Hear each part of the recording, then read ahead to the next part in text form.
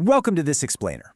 Today, we are going to completely demystify the magic behind how computers play and absolutely dominate incredibly complex adversarial games.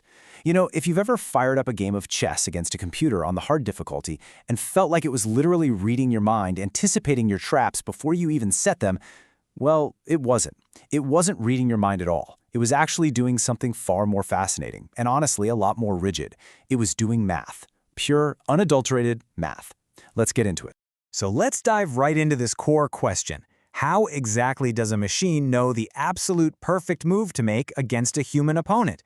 Think about how we play. A human relies heavily on intuition, pattern recognition, and just sheer past experience. We get a gut feeling about a move, but an artificial intelligence agent, it doesn't have a gut feeling. It doesn't feel anything.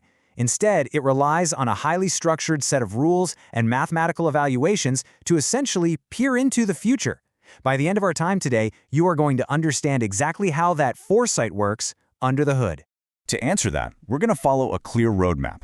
First, we'll map out the rules of adversarial search in games. Then, we'll look at the mathematics of play. After that, we'll introduce an epic tug-of-war called Max versus Min, dive into navigating the game tree, and finally, we'll reveal a mind-bending computational barrier known as the universe limit. Okay, let's start with Section 1 and set the stage: adversarial search and games. Now, a lot of standard AI problems involve an agent operating in a totally passive environment. Think of a robot vacuum cleaner, right? It's just navigating an empty room, sucking up dirt. The room isn't actively fighting back. But competitive games, they introduce an adversary. This adversary is actively, intentionally working to thwart the agent's plans. And, as we see illustrated with this balance scale, this creates what we call a zero-sum game. That means the total payoffs to all players are constant.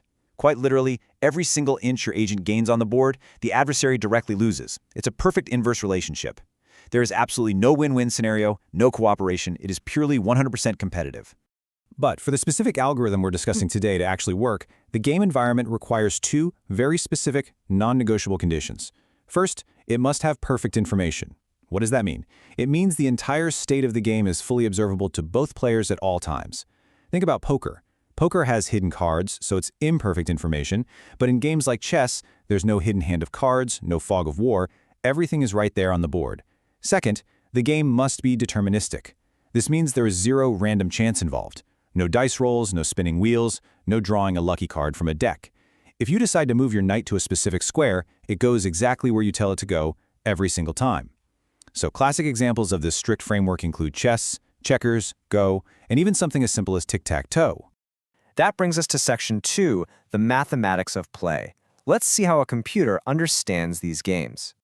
To take a physical wooden board and turn it into something a computer processor can actually calculate, we need strict mathematical definitions. And this table beautifully breaks down the 6 structural elements required to formally formulate a game for AI. It always starts with the initial state. That's simply the starting arrangement of the pieces before anyone makes a move. Then the computer needs a player function to strictly track whose turn it is and an actions function to define every single legal move currently available to that player at that exact moment. But we need more than that to simulate the future. The transition model is the rulebook. It dictates the exact, definitive outcome when a player takes one of those specific actions. Then we have the terminal test. This is just a simple true or false Boolean question. Is the game over? Checkmate? Draw? And finally, the utility function. This assigns a final hard numeric payoff value to the player when the game finally reaches that terminal state. By perfectly tracking all 6 of these elements, a computer can simulate a game from the very first move all the way down to the final payoff, entirely in its memory. To make this super concrete, let's look at the utility function for tic-tac-toe. For our main player, the utility values are incredibly straightforward. The function awards a +1 for a win, a -1 for a loss, and a 0 for a draw. That's it. This strict, simple numerical scale is absolutely crucial because it gives the artificial intelligence a clear, completely mathematical target to aim for. The AI doesn't understand pride or victory. It simply wants to maneuver the game state to ensure that final number is as high as possible. Moving right along to Section 3, let's meet the players: Max versus Min. Think of the Minimax algorithm as a literal, never-ending tug-of-war. We essentially have 2 virtual players locked in mathematical combat. First, there's Max. Max is our hero, our AI agent, whose entire computational existence is dedicated to maximizing that final utility value we just talked about. Max wants the +1. Directly opposing them is min. Min represents the adversary, the opponent whose single-minded goal is to minimize that final utility value. And if you remember our zero-sum rule from earlier, this makes perfect sense. By dragging the score down to the absolute minimum possible number, like that -1, min is directly maximizing its own outcome. It's a perfectly balanced, utterly ruthless rivalry. So how do these two entities actually figure out what decision to make right now today? Well, they do it by working completely backward. This is a huge shift from human thinking. The Minimax algorithm doesn't just guess what a good move might be based on the current board. Instead, it essentially time travels. It fast-forwards to the very end of the game, the terminal nodes where the game is officially over and those utility scores are permanently locked in. From that endpoint, it calculates backwards, step by step, all the way up to the root node, which represents the current state of the board sitting in front of you. By mapping out the definitive end of every possible timeline, it knows exactly what action to take at the beginning to secure the best timeline. Which brings us to Section 4, exactly how it navigates that massive web of futures known as the game tree. Executing this theoretical time travel follows a very strict 4-step routine. Step 1. The AI has to generate the full game tree. It predicts every possible legal move and every response to that move, branching out further and further down to the terminal states. Step 2. Once it reaches the end of all those branches, it applies the utility function to get their raw mathematical scores: win, loss, or draw. Step 3 is that backward phase we mentioned. It has to take those final scores and back them up through the layers of the tree, figuring out how each player would react at every junction. And finally, Step 4, once that root node, the current present moment, receives its backed up value, Max executes the specific action that guarantees that maximum score. Now, Step 3 is where the real magic happens. As those scores filter back up the tree, they pass through alternating layers of turns. Remember MAX and MIN? Well, at a min node layer, which represents the opponent's turn, the algorithm makes a massive, pessimistic assumption. It assumes the opponent will play perfectly. Min isn't going to make a silly mistake. If min has 3 choices, it will absolutely always choose the lowest possible score from its child nodes to hurt Max. Conversely, at a max node layer, our AI's turn, the algorithm is optimistic. It will always snatch up the highest available score from its children. So, as the numbers flow upward from the bottom of the tree, they are constantly being filtered through these incredibly pessimistic and optimistic lenses. Min pushes the numbers down, Max pulls them back up over and over until the final objectively optimal value reaches the top. Now we reach our final and honestly most mind-blowing section. Section 5, the universe limit. So while Minimax guarantees theoretically flawless play, we need to talk about its massive, mind-melting computational catch. Because this algorithm performs a complete, exhaustive search of every single possible future in the game tree, its computational requirements are severe. Look at these equations. The time complexity scales exponentially, represented as big O of b to the power of m. What does that mean? Well, b stands for the branching factor, which is the number of legal moves available on any average turn. And m stands for the maximum depth of the game tree, meaning how many total turns the game actually lasts from start to finish. Now, the space complexity, how much computer memory is needed, is a bit more manageable at big O of b times m, because the algorithm only needs to remember the single active path of nodes it's currently exploring. But that exponential time complexity, the b to the power of m, that is exactly where our massive problem begins.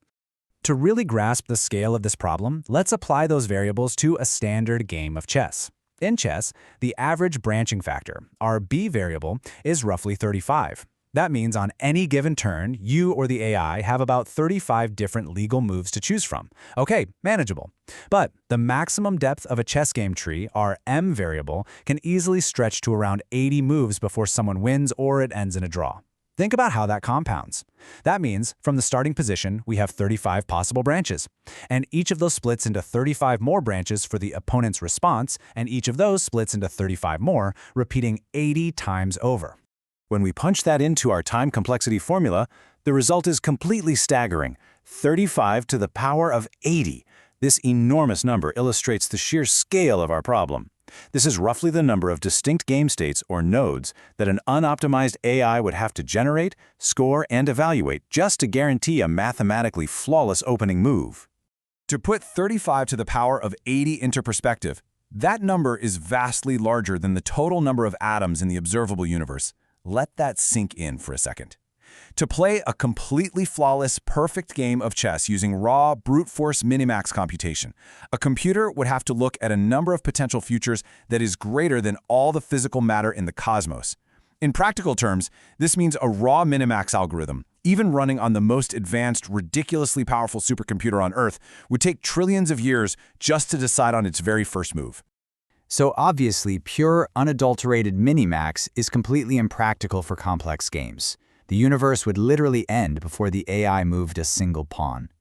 And this incredible mathematical limitation is exactly why computer scientists had to invent advanced shortcuts and optimizations, like alpha-beta pruning. Techniques like alpha-beta pruning allow the AI to look at the tree and literally cut off, or prune, entire branches of futures that it can mathematically prove are irrelevant or terrible, saving massive amounts of computation time. Additionally, instead of searching all the way to the end of the universe, the end of the game, engineers use what are called heuristic evaluation functions. These allow the AI to stop halfway down a branch and make a highly educated, accurate guess about the value of a board state without needing to see the final checkmate. Without these brilliant human-invented shortcuts, modern AI game playing simply would not exist. Which leaves us with a fascinating final thought to ponder today. We so often think of computers as these boundless, infinite calculation machines that can just crunch numbers forever. But as the Minimax algorithm clearly shows us, the math of a simple 64-square chessboard easily outscales the physical matter of the universe. So I leave you with this question. If raw brute force mathematical computation isn't even enough to conquer a simple board game without humans stepping in to invent clever shortcuts, how close are we really to hitting the absolute physical and computational limits of artificial intelligence? Thank you so much for joining me on this explainer. It's been a blast. Until next time, keep analyzing the board.